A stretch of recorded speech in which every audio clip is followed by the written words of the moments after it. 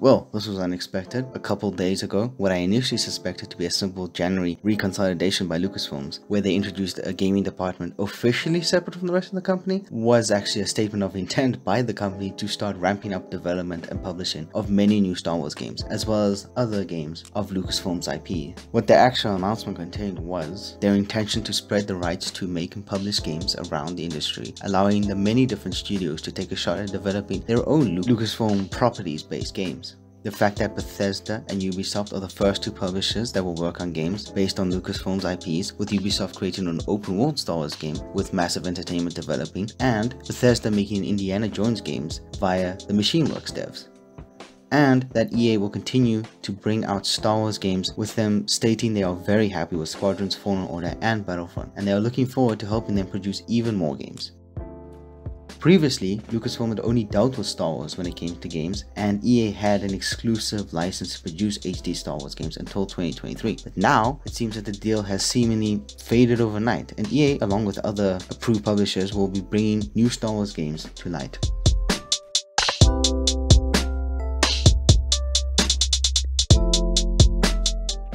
What this means for EA is that they no longer seemingly have the exclusivity over HD Star Wars games. Well, maybe they do, and other publishers' Star Wars games won't come out until 2023. Whether they do or don't, it doesn't seem to matter to them anyways, as many top executives are welcoming the move by Lucasfilm and stating their confidence in this new environment. What this actually solidifies is the fact that EA are no longer bound up by an expiry date on their ability to make Star Wars games. In the long and arduous process that is making games, having a set date of expiry can often complicate things, as video game development remains one of the most unstable practices in terms of time management. Killing a sunk game that will never come out early is crucial to save time, money and resources, as we have seen with just EA's catalog in that respect. However, this takes time and other resources away from potential projects that could have been worked on. And now you know what an opportunity cost is. It's the potential that was lost by pursuing other avenues.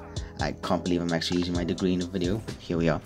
Anyway, the opportunity cost weighs much more heavily if there's a looming deadline in the mix as well, and it quite possibly caused EA to minimize it as much as possible, leading to cancelled projects left and right, and they even shut down teams, and especially early on as well, to reduce the opportunity cost as much as possible. They seem to reduce these behaviors after Fallen Order was released by an studio EA has the least control over in Respawn, and a more niche game like Squadrons launched without a hitch. During that time, EA stated they wanted to double down on Star Wars game, and it is possible they knew they would no longer be restricted by 2023, and that possibility resulted in a more relaxed approach to Star Wars games, which saw smooth development and launch for Motive Studios' new game. It is possible that they just got used to launching Star Wars games. However, the freedom from a date restriction is seemingly a more compelling argument, as I believe it lends itself to the perfect conditions to release such a niche games, Squadrons, without much trouble. So, could a secret Battlefront be in development, since it's possible that EA knew about the continuation beyond 2023? Probably not. At least not from the developers of the previous two entries, DICE. See, back a long time ago, when we were all making the transition from the PS3 and Xbox 360 to their successors, DICE decided to make 4 different console versions of their hit Battlefield game. This was a bad idea, as it left the studio stretched to the max, unable to make a reliable version of the game on any platform, and putting their workers through an incredibly tough time. Since that moment, since then, it was obvious that when the next generation, or this generation I guess, came along, that DICE were going to only focus on the next generation of that game that they would be working on at that time. And as it happens, that game is the next Battlefield, possibly because their perceived redemption for the series is something they may see as necessary after the less than stellar reception the last entry got throughout its life cycle, and also the redemption this time when switching console could be achieved, which Battlefield 4 couldn't achieve, just to sort of put more distance between them and that incident. Nothing is impossible, but with DICE working on another game, no indications of another studio working on an FPS, and a single player streak that came along with this most recent announcement, it's unlikely we'll see a Battlefront 3 from the hype of this initial announcement.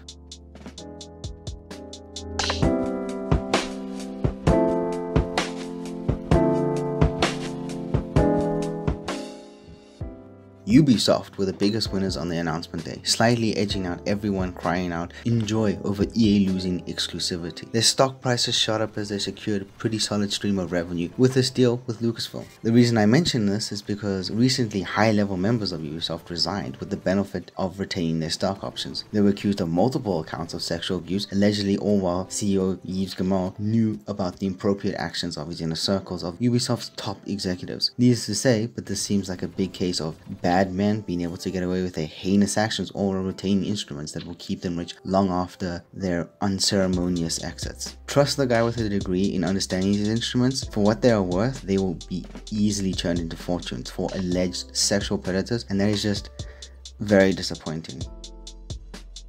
Swedish-based developer Massive Entertainment will be taking the helm of the project, but under the Ubisoft umbrella. Ubisoft has developed a notorious reputation for creating some of the most formulaic and repetitive open-world games across studios and different titles. While Massive have worked on many of these games, their first titles that were generally theirs were the Division titles, which did much to try and step away from the formula. However, the titles didn't quite grab the attention of the audience in terms of being regarded as a must-play game. The world seemed to still fall within the set ways of previously popular open world games, all while games like Metal Gear Solid 5 and The Legend of Zelda Breath of the Wild continue to push open world design philosophies in terms of mission layouts, mechanics, interactions with the environment, and meaningful use of all sections of the map. Hopefully, they will be able to take the CD Projekt Red approach and transform the design of their world and how their characters are able to interact with it, and the environment, which is evident from the switch from The Witcher 3 and its open world map design to how Cyberpunk treats its open world map design, basically with more